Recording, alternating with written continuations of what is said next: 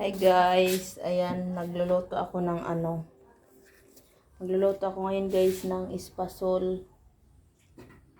Ayan. So nasunog na. Isasangag natin siya hanggang sa mag golden brown.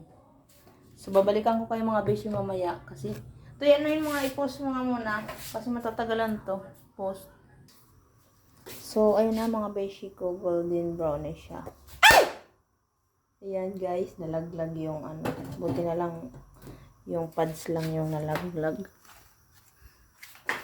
So mamaya mga beshi ko, infan ko kayo pagka na, okay na siya ha. Bye. So ito na mga beshi ko. Magpapakulo ako ngayon ng gata. Ayan, gata na may asukal. Pagpasensya nyo na yung bahay namin guys, wag mong pansinin. Kasi nga po, hindi pa siya nare-renovate. Mare-renovate lang siya kapag billionaire na ako, ganun. O, di ba? So, for today's vlog, affirm muna tayo hanggat wala pang billions. With V. Ayan. Hahaluin ko siya. Ayan. Habang wala pang billion yung kita natin, magtiyaga lang muna tayo sa simintong ayan. Sa simintong, alam mo na, mga 25, mga 28 years na tong bahay na to. Hindi pa nare-renovate. Diba? Pag na-renovate to, feeling ko naman, magmumukha rin naman siyang bungalow house. So ngayon, hindi ako naglaban ng uniform ko kasi Sabado na bukas.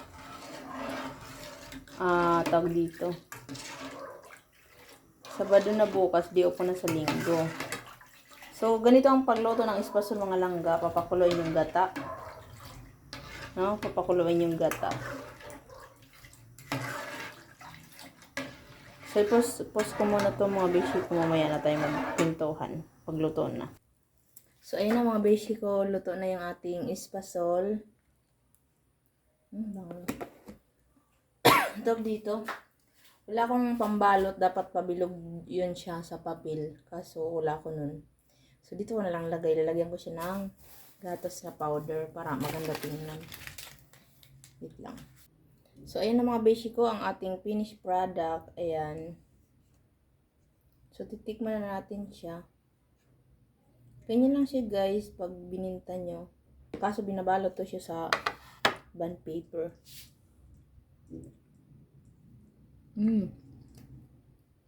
Sarap.